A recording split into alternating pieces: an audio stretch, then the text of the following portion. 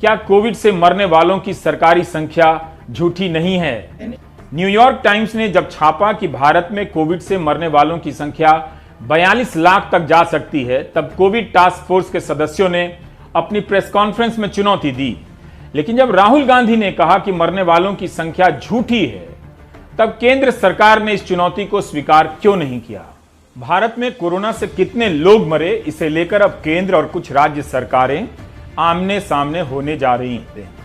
राहुल गांधी ने कहा है कि कांग्रेस शासित सरकारें कोरोना से मरने वालों की सही संख्या का पता लगाएंगी, अगर संख्या ज्यादा है तो ज्यादा बताएंगी। झूठ बोलने से नुकसान होगा, लोगों को लगेगा कि भाई डेथ रेट बहुत हाई है, मगर उसको एक्सेप्ट करना पड़ेगा, क्योंकि अगर आप उसको छुपाएंगे तो आपका रिएक्शन ठीक नहीं आएगा। राजस्थान सरकार ने कहा है कि मरने वालों की संख्या को लेकर समीक्षा की जाएगी।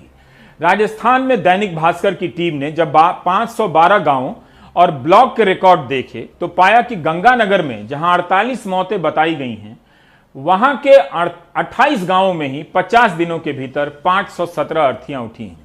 512 गांवों में और ब्लॉक में 14,482 अर्थियां उठी हैं। 3 गुना से भी अधिक का अंतर है।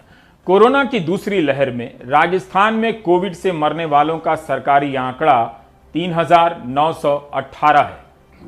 मरने वालों की संख्या के मामले में यह एक जरूरी मोड़ आ गया है। कांग्रेस शासित राज्य अगर अपने आंकड़ों में बदलाव करते हैं तो इससे साफ हो जाएगा कि केंद्र सरकार का डेटा झूठा है। संदिग्ध तो है ही। सवाल है कि क्या केंद्र सरकार राज्यों के नए आंकड़ों को स्वीकार करेगी?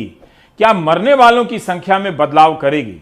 तब एक बार यह भी सोच लीजिए कि न्यूयॉर्क टाइम्स किस तरह की खबर छापेगा। कुछ लोग वैसे यह ना सोच रहे हों कि क्यों ना न्यूयॉर्क टाइम्स के एडिटर को ही बदलवा दिया जाए न्यूज एंकर की तरह, जैसा इंडिया में हो जाता है, सारा बवाल एक ही मिनट में खत्म हो जाए। लेकिन ध्यान रहे कि सबसे पहले भारत के अखबारों ने मरने वालों की संख्या को लेकर जोरदार रिपोर्टिंग की है। झारखंड के मुख्यमंत्री हेमंत सोरेन ने पहले ही कह दिया था कि राज्य के 5 शहरों में कोविड से हुई मौत का सर्वे कराएंगे ताकि सही संख्या का पता चले। रांची, धनबाद, बोकारो, पूर्वी सिंहभूम और हजारीबाग में यह सर्वे होगा। 31 मई तक रिपोर्ट आने की बात कही गई है। काश राज्य सरकारें पहले से ही अपने डेटा का ध्यान रखती तो केंद्र के डेटा को चुनौती अपने आप मिल जाती। हर जगह देखा गया है कि घर पर इलाज करा रहे कोरोना के मरीजों की मौत की गिनती का पता ही नहीं चलता है। 26 मई को हमारे सहयोगी नेहाल किदवई ने एक रिपोर्ट की थी जिसमें बताया गया था कि गैर सरकारी डेटा के हिसाब से कर्नाटक में 700 लोगों की मौत घर पर इलाज के दौरान हुई है। क्या ऐसी मौतों को कोविड से होने वाली मौत के रूप में प्रमाणित किया जा रहा है? क्यों नहीं इसकी गिनती, इस तरह की गिनती पूरे देश में होती है? 27 मई की प्रेस कॉन्फ्रेंस में कोविड टास्क फोर्स के सदस्य डॉक्टर वीके पॉल ने न्यूयॉर्क टाइम्स की रिपोर्ट को खारिज तो कर दिया, लेकिन डॉक्टर वीके पॉल चाहें तो 16 फरवरी की बीबीसी की यह रिपोर्ट पढ़ सकते हैं अगर टाइम हो तो, कि न्यूयॉर्क के गवर्नर एंड्रयू क्यूमो ने यह आरोप स्वीकार कर लिया कि नर्सिंग होम में इलाज के दौरान 15,000 से अधिक लोग मारे गए, जबकि सरकारी आंकड़ा 8,500 का ही बताया जा रहा था। वहां नीति थी कि जो लोग कोविड सेंटर के बाहर मर रहे हैं उनकी गिनती नहीं होगी। गवर्नर ने अपनी गलती मानी और न्यूयॉर्क स्टेट ने मरने वालों की संख्या में बदलाव कर दिया। तत्कालीन गवर्नर क्यूमो को कहना पड़ा कि मैं जिम्मेदारी स्वीकार करता हूं, मरने वालों की संख्या हमेशा सही थी, छिपाया नहीं जा रहा था, लेकिन हमसे कुछ जगहें खाली छूट गई, मुझे बुरा लगा है। क्या भारत में आप इसकी उम्मीद कर सकते हैं कि कोई कहे कि हमारे आंकड़े गलत हैं, गलती से कुछ छूट गया है? नदी में लाशें बहती देखी गई, शमशान गृहों में लाश जलाने की कोई जगह नहीं थी। उनके रिकॉर्ड आज भी बता रहे हैं कि सरकार का आंकड़ा संदिग्ध नहीं, झूठा है। इतना झूठा कि 19 अप्रैल को संदेश अखबार छापता है कि पिछले 48 घंटों में गुजरात के 7 शहरों में कोविड प्रोटोकॉल से 1495 शवों का अंतिम संस्कार किया गया। गुजरात सरकार ने कोविड से मरने वालों की संख्या इस दौरान 220 ही बताई।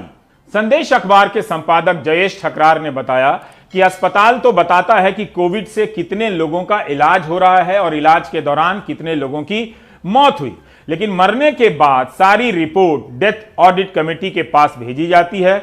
वहां देखा जाता है कि ब्लड प्रेशर, डायबिटीज और दूसरी बीमारी तो नहीं है। कोविड के मरीज में दूसरी बीमारी होगी तो कोविड में नहीं गिना जाएगा, जबकि दूसरी बीमारियों के रहते हुए कोविड होने पर ही जान को खतरा होता है, तब भी कोविड में नहीं गिना गया। लेकिन आईसीएमआर की गाइडलाइन तो ठीक इसके उलट कहती है कि कोमॉर्बिडिटी होने के बाद भी गिना जाएगा।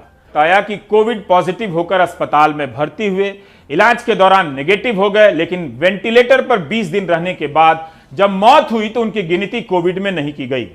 कई जगहों पर डॉक्टर कोविड से होने वाली मौत को दिल का दौरा लिखने लगे। अनुराग ने भोपाल के कब्रिस्तान और शमशान के रिकॉर्ड छान मारे।